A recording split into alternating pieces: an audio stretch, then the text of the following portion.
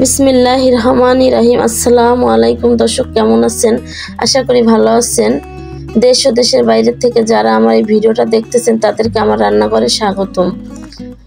আজকে আমি দেখাবো জালি দিয়ে গরুর মাংস রান্না, যেটাকে আমরা জালি কুমড়া বলি, সেটা দিয়ে। এখানে আমি 1 কেজির মতনই গরুর মাংস নিয়েছি এবং পেঁয়াজ আর রসুন কেটে নিয়েছি। তেল চর্বি সহই গরুর মাংসটা আমি সব রকমের মিলিয়ে নিয়েছি এবং সলিড মাংস সব রকমেরই মিলানো আছে মাংসটা, দেখতেই পাচ্ছেন দর্শক। এখানে আমি পেঁয়াজ আর রসুনটা কেটে নিয়েছি, সেটা দিয়ে দিলাম এবং জালিটা আমি এটা বসিয়ে দিয়ে আমি জালিটা কেটে নেব। আস্তা রসুন এবং আস্ত পেঁয়াজ দিয়ে দিচ্ছি বড় বড় করে কেটে। এটা আমি মাইখা কষিয়ে তারপর আমি জালিটা দিয়ে দেব।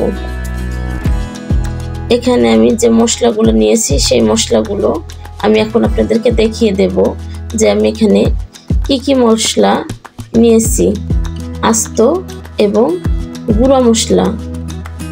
তো সেটাই আমি এখন আপনাদেরকে দেখাবো।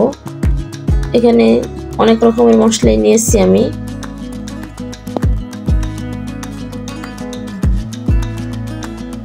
এখানে নিয়েছি আমি শুকনো মরিচটাকে হালকা করে একটু পোড়াইয়া নিয়েছি, কারণ অনেক সময় পোড়া মরিচ দিয়ে তরকারি খেতে ভালোই লাগে, যার জন্য আমি একটু মরিচটা পোড়াই নিয়েছি। এবং দারচিনিটা নিয়েছি আস্ত, আমি জয়ত্রী নিয়েছি অল্প কিছু, এবং কাবাব চিলি নিয়েছি। দেখতে পাচ্ছেন কাবাব চিলি অনেক দর্শকরাই চিনেন না। কাবাব চিলিটার মাথায় একটা ডান্ডির মতো থাকবে, এটাকে বলা হয় কাবাব চিলি। এটা হচ্ছে যে সাদা গোলমরিচ, এলাচ এবং লং, কালো গোলমরিচ, এটা ধনিয়া জিরার গুঁড়া, মরিচের গুঁড়া, হলুদের গুঁড়া, এবং এটা আমি দিয়েছি সরষা গুঁড়া করে দিচ্ছি আমি, ওটা লবণ। এখন এগুলো আমি সব ঢেলে দেব। ঢেলে হাতের সাহায্যে আমি সুন্দর করে মাখিয়ে নেব, কিন্তু অল্প কিছু আমি এটার ভিতর আদা রসুন বাটা দিয়ে দেব। এটা আমি রসুন বাটা নিয়েছি পরিমাণ নিয়ে করে। আমি এখন আদা বাটাটা দিয়ে দেব। আদা বাটা নিয়েছি আমি এখানে পরিমাণ মতো। এখানে আমি ভাজা জিরার গুঁড়ো এবং একটু চিনি নিয়েছি নামানোর আগে দেওয়ার জন্য। মরিচ রেখেছি ফালি করে। ওটার ভিতরে আমি সামান্য কিছু তেল দিয়ে দেব। যেহেতু আমি তেলটা একটু কমিয়ে দেব, কারণ আমি তেলটা গরম করে তারপর মাখানো মাংসটা গরম তেলের ভিতর দেবো, যার জন্য আমি খুবই সামান্য তেল দেব, সাদা তেলটা। এখন আমি এটা হাতের সাহায্যে মাখিয়ে নেব। তো এইভাবে করে খুব সুন্দর করে মাখাবো, যেন মাখানোর মধ্যেই সব রকমের মজা লুকিয়ে থাকে। এত সুন্দর করে মাখাতে হবে যেন মাখাতে মাখাতে কালারটা খুবই সুন্দর একটা কালার চলে আসে এবং নরম হয়ে আসে। দেখলে বোঝা যাবে যে না, এটাই মনে রান্না হয়ে গেছে, এরকম একটা মাখাতে মাখাতে কালার নিয়ে আসতে হবে। তো খুব সুন্দর করে দেখতেই পাচ্ছেন যে মাখানো হয়ে আসছে প্রায়।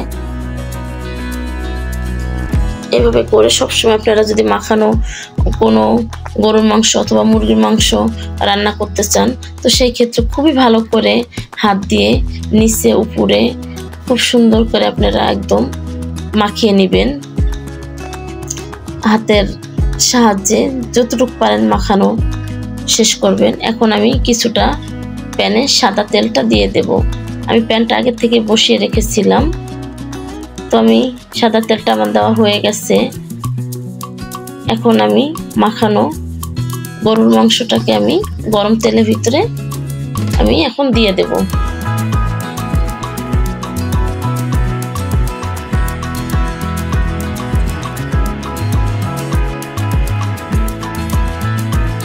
দিয়ে দিলাম গরুর মাংসটা গরম তেলের ভিতরে।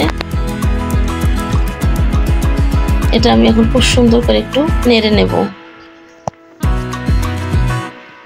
দর্শক, আমার রেসিপিগুলো আপনাদের যদি ভালো লেগে থাকে অবশ্যই লাইক দিয়ে ভিডিওটা দেখা শুরু করবেন।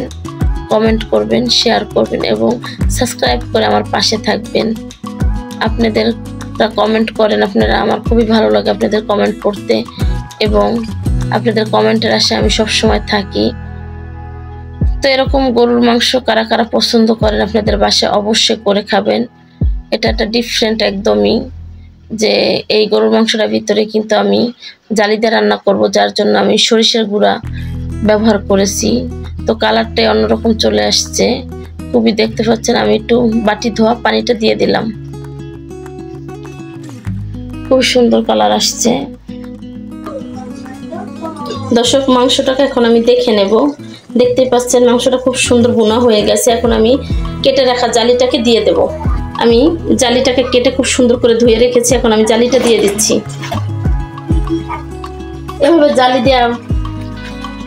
এভাবে জালি কুমড়া দিয়ে আপনারা গরুর মাংস খেয়েছেন কিনা অবশ্যই কমেন্টে আমাকে জানাবেন। যদি খেয়ে থাকেন আমাকে কমেন্টে জানাবেন। আমার কাছে খুবই ভালো লাগে, আপনাদের কাছে কেমন লাগে আমি জানি না। আমি এটা খুব সুন্দর করে নেড়ে কষিয়ে নেব। দর্শক, আমি খুব সুন্দর করে এটা নেড়ে নিয়েছি। এখন একটু 5 মিনিটের জন্য আমি এটা ঢেকে দেব। নেব, দেখতেই পাচ্ছেন কত সুন্দর একদম জালি কুমড়াটা সিদ্ধ হয়ে গেছে। জালিটা একদম খুব সুন্দর সিদ্ধ হয়ে গেছে একদমই। এখন আমি নেড়ে নেব। খুবই সুন্দর হয়েছে জালিটা, একদম তেল ছেড়ে দিছে। এখন আমি ঝোল দিয়ে দেব। আমি ঝোল দিয়ে দিচ্ছি। যেহেতু মাংস এবং জালিটা খুব সুন্দর করে সিদ্ধ হয়ে গেছে, সেই ক্ষেত্রে আমি বেশি ঝোল দেব না।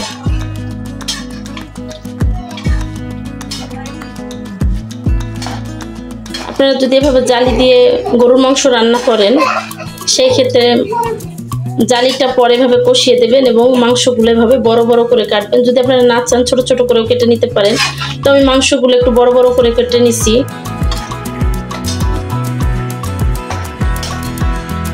এখন আমি ঢেকে দেব, ঢেকে দিয়ে দেব।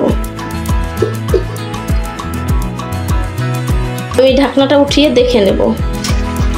খুব সুন্দর হয়ে গেছে। এখন আমি কেটে রাখা কাঁচামরিচগুলো দিয়ে দেব। এখন আমি জিরা এবং চিনিটা দিয়ে দেব। খুব সুন্দর করে আমি এখন নেড়ে নেব।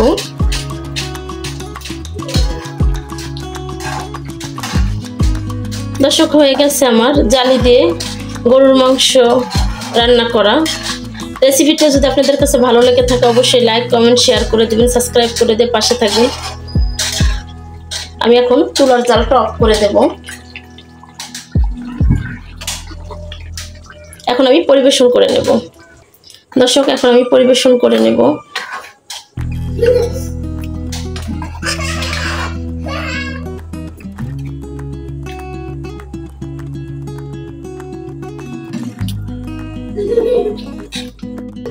দর্শক, হয়ে গেল আমার জালি কুমড়া দিয়ে গরুর মাংস রেসিপি। যদি আপনাদের রেসিপিটা ভালো লেগে থাকে অবশ্যই আমাকে সাপোর্ট করবেন, লাইক দিয়ে ভিডিওটা দেখা শুরু করবেন, কমেন্ট করে দিবেন, শেয়ার করে দিবেন এবং সাবস্ক্রাইব করে আমার পাশে থাকবেন। যে সমস্ত বন্ধুরা এখন আমাকে সাবস্ক্রাইব করেন নাই অবশ্যই সাবস্ক্রাইব করে দিবেন। যারা ফেসবুক থেকে দেখতেছেন তারা ফলো দিয়ে রাখবেন। তো দেখা হবে আবার নতুন কোনো কন্টেন্ট নিয়ে। আল্লাহ হাফেজ।